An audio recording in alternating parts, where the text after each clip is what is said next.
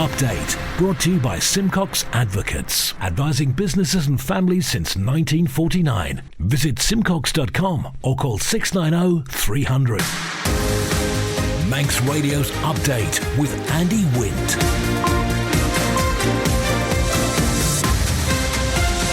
Pastor Mike, good evening. It's 5:30. This is Update for Tuesday, 25th of July, 2023 from Manx Radio.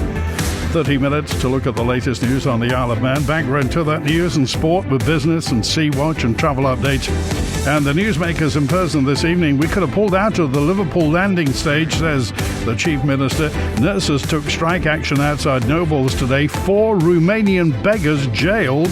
The pitfalls of not registering land ownership, and single-use plastics will be banned on the Isle of Man 12 weeks this Thursday. Man Benham for all your business and legal needs.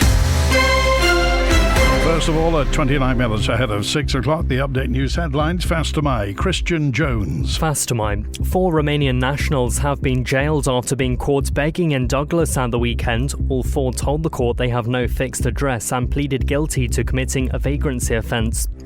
A company ordered to pay a pilot almost £70,000 for work lost during the COVID-19 pandemic has lost an appeal against the payout.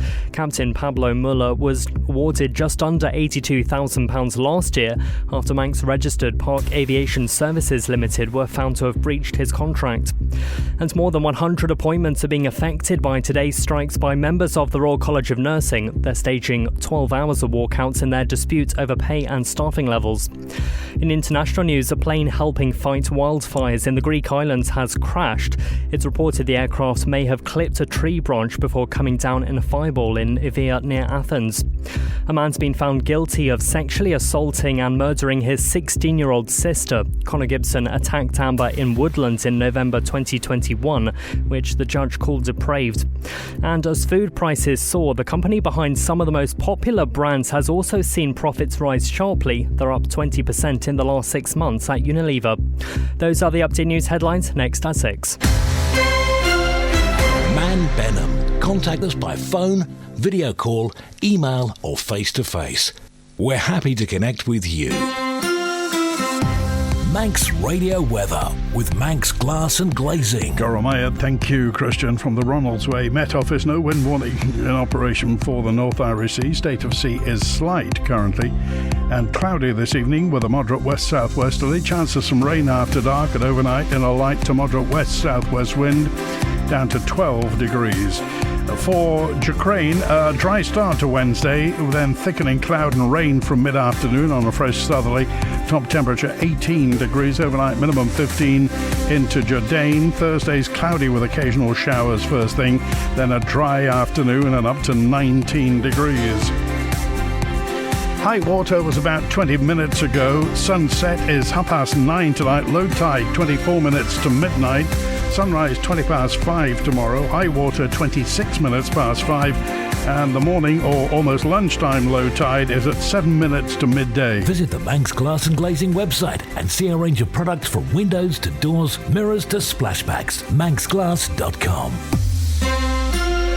The Chief Minister says there were a couple of chances to pull out of the Liverpool Ferry Terminal project. So far, the new docking site on Merseyside cost us £75 million, and that's a figure we can expect to grow by further millions in the months ahead. Alfred Cannon MHK, currently is Chief Minister and Infrastructure Minister, was on Man in Line today. Liverpool is a deeply complex engineering project, and where we're at now is that we need to get this finished, completed, and then we need to go back and have the relevant reviews and the relevant inquests into how this project has soaked up so much public money, because it's pretty clear that with hindsight nobody would have embarked on this project had they known that it was going to go from something estimated at around £25 million up to £90 million, even accepting that COVID has happened, that's increased cost, even accepting inflation has happened and that's increased cost. There's been so many difficult technical engineering problems to overcome.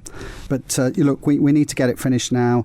The plan is to get that finished in essence by the autumn, and then to get various snagging and trials undertaken with landing stages, etc., and to get it open in the summer. There have been a number of stages in this project where we've been asked for more funding, and invariably those stages have meant that the Council of Ministers has had to get involved, and that we've had to determine whether or not we should continue with the project. And each time that's come along, we've been in a position where I think I can recall from memory that we were asked when the project reached £30 million whether we continue to invest or not, and each time you get a projection of what is needed and what's going to happen, and clearly it's continued to spiral. I think again we will have to look back.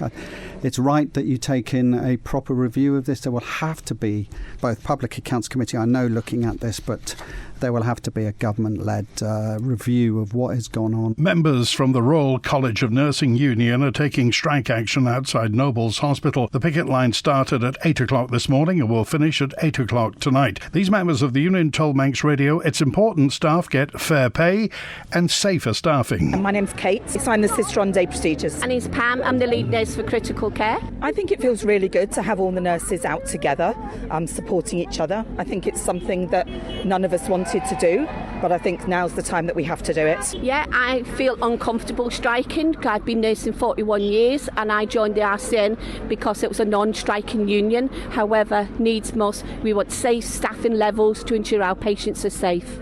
41 years, how has it changed from what it was to now? It's changed dramatically, unfortunately, and some things not for the better. How does it feel seeing leadership from the Northwest, from England, come up and support the Isle of Man RCN members today?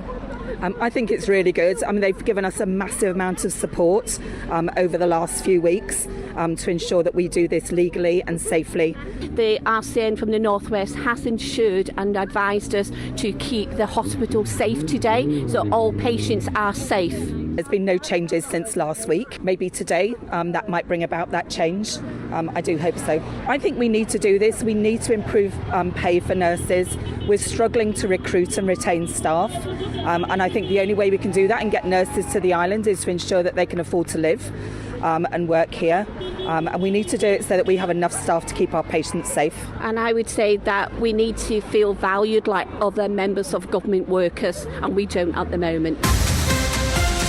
Update brought to you by Simcox Advocates, advising businesses and families since 1949. Visit simcox.com or call 690 300. Just a quick warning, if you're expecting somebody in from Gatwick or you're expecting to fly EasyJet to Gatwick tonight, there is a delay on the flight. 4 Romanian nationals have been jailed after being caught begging in Douglas at the weekend. The quartet, who were in the UK illegally, appeared at Douglas Courthouse today after being arrested by police on Saturday. Tessa Hawley was in court too for Manx Radio. Mihai Stoica and Voyoika Vasilou, who are both 55 years old, were joined in the dock by Mihaela Lorenadana Baku, who marks her 33rd birthday today, and 34-year-old Sebastian Anache. All 4, who told the court they have no fixed address, admitted committing a vagrancy offence on the 22nd of July.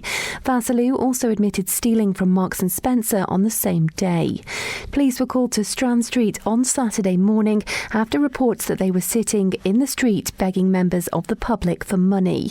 Vasilou was arrested, and a cardboard sign which read, "Please help me, I'm hungry, God bless you," was recovered along with a stolen skirt. Her husband, Stoica, was arrested after attempting to intervene in his wife's arrest. Police found Anache outside Patacake on Duke Street. There was an empty coffee cup in front of him and a sign which read, "Please, some change for my surgery on my eyes, hand and leg. Thank you so much. God bless you." He was arrested and charged with trying to use the exposure of wounds or deformities to obtain money. The court heard Baiku was then found sitting by a bin outside the Strand shopping centre at 11:35. She was covered with a blanket, had a paper cup with coins in it, and a sign which also read, "Please help me, I'm hungry, God bless you." Checks with immigration showed none of the defendants had valid leave to be in the United Kingdom, and all had had previous applications applications to remain there refused. Addressing the 4 Romanians in the dock, High Bailiff Jane Hughes said there had been sophistication to the offences, adding, "You each came to the Isle of Man with no visible means of support.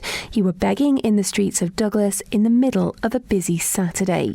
All 4 were sentenced to 21 days at the Isle of Man prison. You can find more on this story at manxradio.com. Should there be a campaign to increase the number of properties registered on the Isle of Man? At present, it's estimated over 30% of properties aren't. In a session of the Tynwald Standing Committee on Constitutional and Legal Affairs, committee member MHK David Ashford put the case for such a campaign to the Registrar General, Ed Clegg. What has actually been done in recent years in terms of a campaign going out to the public, pointing out what the advantages of registration are, and also, of course, what the pitfalls and problems are if land isn't registered? You're quite right. I think we haven't. It's the straightforward answer. I think the closest we've ever come to that, we did invite the Manx National Union, that Manx National Farmers Union, to visit the registry back sometime probably about 2015, where we extolled the values of land registration and the risks with it. It was a very informal evening when we invited them round, but we could definitely to sort of groups like that, like the National Farmers Union, but we haven't, is the honest answer. Do you think it would not be to the advantage of maybe getting that message out there? Yeah, I think it would. Particularly if we are talking 60-70% with 40 to 30% of land not registered. Surely it's to everyone's advantage to get as much additional land registered. Yes, I think you're right. That's something we'll pick up on, yes, definitely. We have a wonderful comms team set up in the Cabinet Office that I'm sure could pull something snazzy up for the registries. We got to be done. Maybe it's the time to get attention to the agricultural show. But no, I hear that, and I think that's a sensible recommendation that we take forward. Sea Watch with the Isle of Man Steam Packet Company. Mothership Macquarie departed Heysham at 17 minutes past 2. She'll be into Douglas in the next 10-15 minutes or so. Departing this evening at 7:45, arriving in Heysham at 11:30. The overnight departure at 2:15, back to Douglas at 6. High-speed craft Manannan left Douglas at 8 minutes to 3. She's on the link span in Liverpool now. Will be departing by the Liver building at 7:15, back to Douglas at 10 tonight. Tomorrow morning's departures: 7 o'clock Manannan heads to Dublin, 8:45 Ben Macquarie to Heysham. Follow the Steam Packet on Twitter for the latest sailing information. Businesses are being reminded by DEFRA about the forthcoming ban on single-use plastics coming into effect on the Isle of Man on the 19th of October, 12 weeks away. From that date, it'll be illegal to sell or distribute items like straws, carrier bags or other similar plastic-based product that can't be reused. Here's the DEFRA member, Michelle Haywood MHK, says the Isle of Man's leading the way with this. The list that we've gone for is stuff that was recognised by the EU as having a ready alternative available. So it includes things like plastic stem cotton buds, but if you'll notice, most of the major manufacturers now have gone for bamboo or paper stems. So actually it's really hard to buy the plastic stem cotton buds. There is a carve-out as an exemption for medical use because you need to be able to sterilise things properly if you're taking swab tests and things. Single-use plastic cutlery, I think most people will have seen that's being replaced and you get the wooden alternatives now. A lot of people have moved over anyway, and they had before we introduced the ban. I think the big one is going to be the biodegradable plastic bags, the oxidegradable plastic bags, because we've said no to those as well. But what about things like plastic beer cups? Because that's, certainly in summertime, that's huge. The amount that is used on the island, that's going to be a major, because a situation where, you can't take a drink outside of a pub, for example. You don't want to take glass out, exactly. And there's no viable alternative for those, so those are still able to be supplied and used. So we've said no to plastic straws because paper straws are available. We've said no to polystyrene food containers because card alternatives are available. We've said no to plastic drink stirrers because, let's face it, they're used for seconds and then discarded, and you could use a spoon. And how will the courts see this as a crime? I think initially I'm anticipating there'll be warnings, but it's punishable with a fine if you carry on repeatedly selling or supplying these products. So we will see things like we obviously have food inspectors that go round to restaurants and fast food places checking for standards. They will be keeping an eye out for some of these items as they go round as well. Manx Talks Radio Business Briefing. At 16 minutes before 6, UK consumer confidence has hit its highest level in 18 months. A survey released by PwC showed. The PwC said there's been an improvement in sentiment across all demographics since the spring, with a variance between age groups and socio-economic groups narrowing. And for a full daily market report, go to ramseycrookall.com. Magnum and Marmite maker Unilever's reported profits up by a fifth over 6 months, based almost entirely on raising prices. The consumer goods giant said that across the business, pre-tax profit rose 21% to £4.4 billion, but the number of goods it sold fell. Supermarkets like Tesco are being critical of suppliers lifting their prices amid high inflation. Unilever's profit margin, i.e. total sales less cost of business, edged higher to 17.1% in the 6 months to June compared with a year ago, but it's lower than margins seen pre-pandemic. In 2019, the figure hovered around 19% for Unilever. Chief Exec Heinz Schumacher said they hadn't passed higher costs on to customers, and he reckons inflation has peaked. The Stock Market Report, brought to you by Ramsey Crookall. UK and European markets closed higher as investors assessed economic data and corporate earnings. The euro fell as evidence of a slowdown in Europe bills. Oil was steady and gold rose on a weaker dollar. The numbers from Ramsey Crookall. At the close in London, the FTSE 100 up 0.2% at 7,691. The DAX in Frankfurt was up just over 0.1% at 16,211. Just a short time ago, New York City, the Dow Jones Industrial up 0.2% at 35,466. The Nasdaq Tech Stocks Index is up almost 0.7% at 14,150. And in Chicago, the S&P 500 up just over 0.25% at 4,566. In the exchange markets, the British pound sterling is trading at $1 28.7 cents, €1 16.4 cents, and 22 South African rand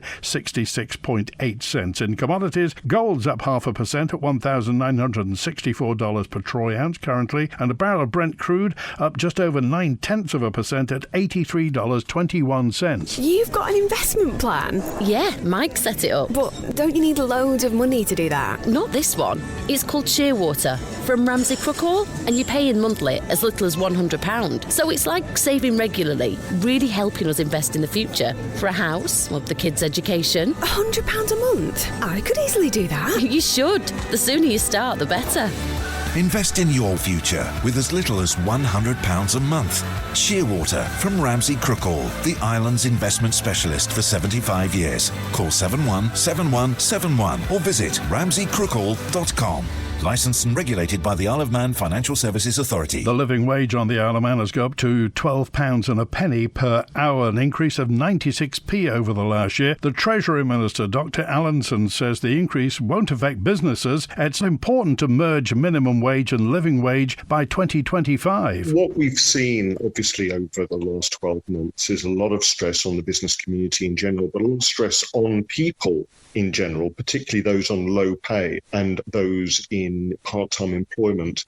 Now, Treasury have done economic analyses of the impact of both the minimum wage, which is statutory wage, and the living wage.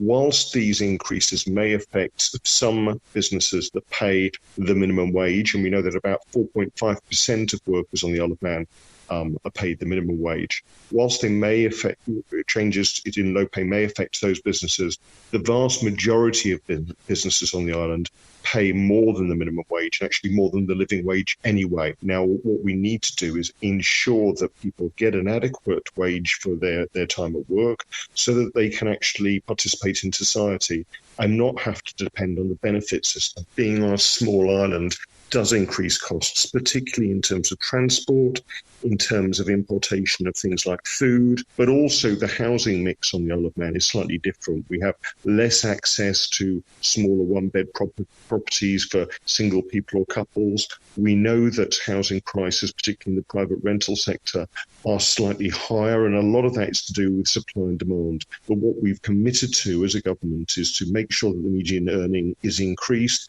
and also raise the minimum wage, which is determined very much through a committee and then approved by Timwalls, but to increase the minimum wage and merge that with the living wage by 2025. Update brought to you by Simcox Advocates. Manx Radio Sport. Fast am I, Rhiann Evans. Fast am I. Good afternoon. Starting with football once again, and FC Isle of Man's pre-season campaign continues tonight as they take on champions of the local season last year, Peel FC. The match is being held at Castletown Football Club with kick-off at 7 p.m. The Ravens took on other local side Corinthians at the weekend to help get important minutes under their belt before the start of the 2023-24 North West Counties Football League Premier Division, which gets underway this weekend. Tonight, Peel FC's manager Danny Bell has selected a strong squad with only Dan Pickering, Joe Quayle and Island Player of the Year Rhys Oates among the absentees from last season's title winners. This will be FC Isle of Man's final friendly game before their opening match of the new season, which is against Wythenshawe Town on Saturday. And entries are now open for this year's Coast to Coast Walk. It's taking place on the 3rd of September and sees competitors walk the 12 miles from the east to the west coast of the island to raise money for local charity Sight Matters, who are putting on the event. More details can be found on the Sight Matters website. Manx Radio Travel, driven by Quayside Tyres and Service Centre. Inbound at Ronalds Way, the 5 to 8 Loganair from Liverpool is showing on time. The 8:15 o'clock EasyJet from London Gatwick is delayed for half an hour until 9:15, and the 8:30 Loganair from London City is coming in on time. Departing from the Isle of Man, the 6 o'clock Loganair to Liverpool, the patient transfer plane is on time. That 9:15 EasyJet back to London Gatwick is delayed at the moment until 9:15. On the roads, temporary lights at St George's Bridge in Abbeylands for cable work, temporary lights on the Coast Road at Glenmona for patching works, and also Port Cornay in Glenmona is closed for emergency road repairs. Cornay Road there. In Santon, temporary lights on Newcastle Town Road near the Santon Motel. They're doing some patching there. Ballagorn Road's closed for drainage work in Baldrine. Mackle Road closed for resurfacing. I think that may have been put off to make sure that all the festivities can go on. Gradle Road's closed between Harbour Road and Fairway Close for gas upgrade work in Oncard. Garth Road's closed between Tossaby Road and the Foxdale Road for bridge replacement work.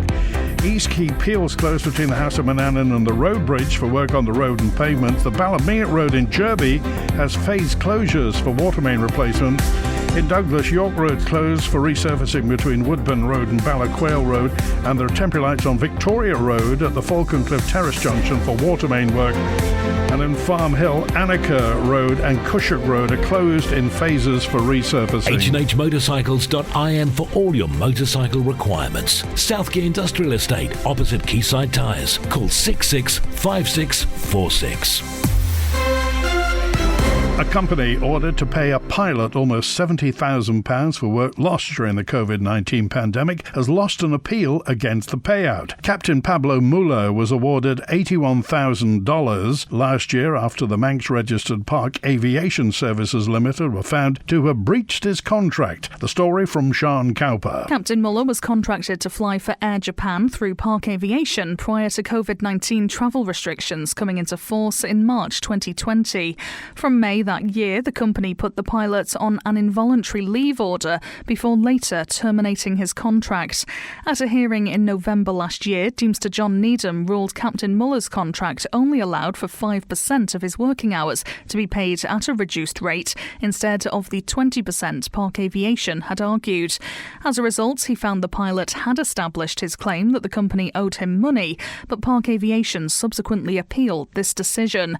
It argued the Deemster failed to follow the correct approach to interpretation of the contract, with the firm's legal team describing the original judgment as absurd and nonsensical. However, the appeal found it was satisfied that Deemster was correct in his assessment of the facts, dismissing the appeal in its entirety. This is the most listened to Isle of Man news source, and Manx Radio's Update is the Isle of Man's most downloaded news podcast.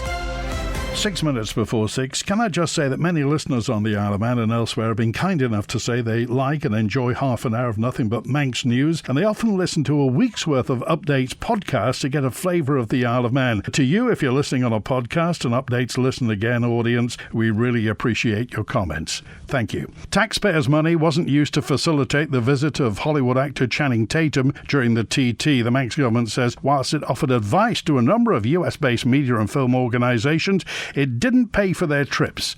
Here's Tessa Hawley. The Department for Enterprise says it became aware of their interest in the event and the island earlier this year and offered help with planning familiarisation visits. In response to a Freedom of Information request, the department said, as with any important guests, sponsors and media interest, the department seeks to facilitate any requests they may have as to meeting specific riders, teams or officials during their stay. As with other such guests, it adds the department will provide a tailored level of relationship management and coordination for the visit, but the department does not ordinarily cover any of their anticipated or actual costs. The American movie star, famous for his roles in Magic Mike and 21 Jump Street, was pictured at this year's event watching the racing and visiting riders and teams at the TT Grandstand. The 43-year-old actor had previously hinted to Forbes he could be working on a project that involved the Isle of Man as part of a Hollywood venture. The DFE says it provided Mr. Tatum's group with advice on travel, accommodation, hospitality locations, points of interest around the island and the TT course.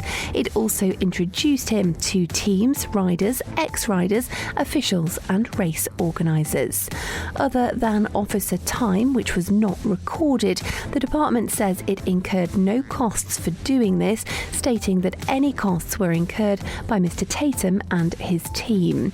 It adds that it does not seek to demonstrate any economic value on these initial visits, as they are designed to enable the guests to better understand and experience the events firsthand.